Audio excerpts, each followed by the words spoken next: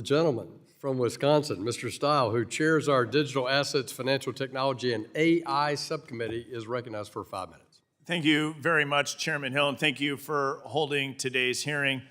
This is a really important topic that we need to discuss, but it tells you a lot about the state of the Democratic Party, where their witness has to come and defend government-run grocery stores.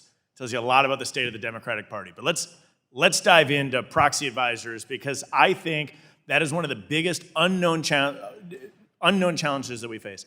The proxy advisor duopoly, run by foreign-owned operations, as highlighted by Mr. Copeland, that is not properly regulated, as highlighted by Ms. Keel, sets us up for an opportunity to stop the abuse that's been occurring in Americans' retirement accounts, their 401ks, and their pension plans, which have been weaponized to deliver a political agenda rather than to prepare them successfully for retirement.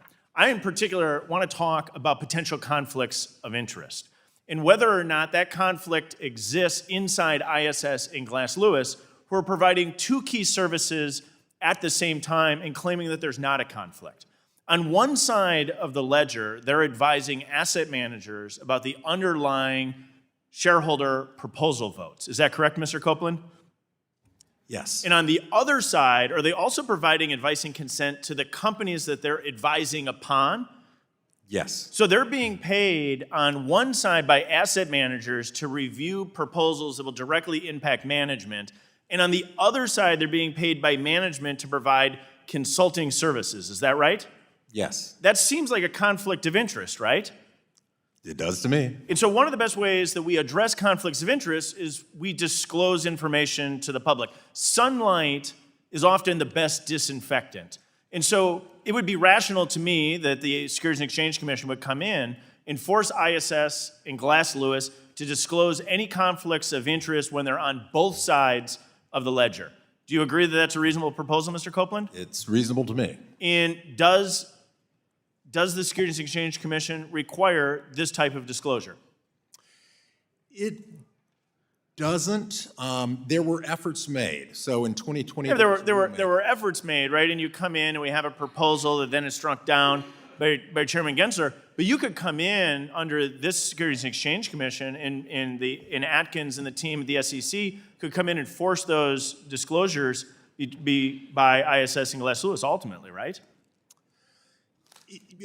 It's been litigated in court, and courts are coming out in slightly different ways. I mean, I think it's why this body ought to act, probably, because you ought to make clear that proxy advisors, I think you've got a bill in here that would have them be registered, right, with the SEC. My bill does exactly that. And so, Ms. Keel, your comment that only ISS has some basic level of regulatory regulation on them, Glass Lewis is pretty much outside the structure. You would encourage the Congress to pass legislation that puts both of them under a regulatory environment in the Securities and Exchange Commission, right? Absolutely. I think that would be welcome to have regulation at the federal level. And Mr. Mueller, you would agree? Yes. What do you think the risk is, Mr. Mueller, to folks that are saving for retirement, people that have funds that are ultimately being voted on by these large asset managers as they prepare for retirement, could be in a 401k, could be part of a pension plan, that the underlying vote on shareholder proposals is being driven by two proxy advisors, one ISS and both Glass Lewis, which are owned by entities outside the United States. What does that say to Americans saving for retirement?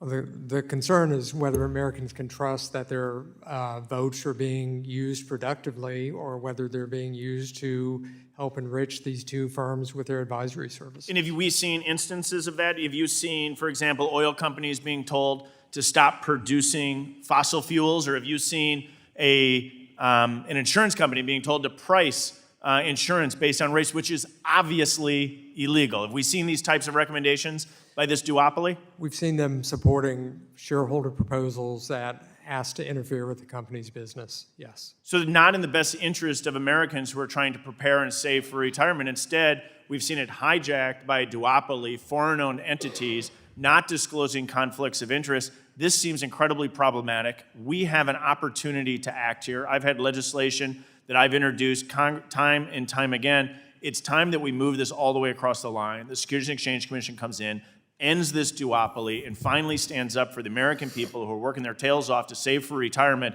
so that their retirement funds are not being hijacked to deliver the political agenda of these proxy advisors. Yield back.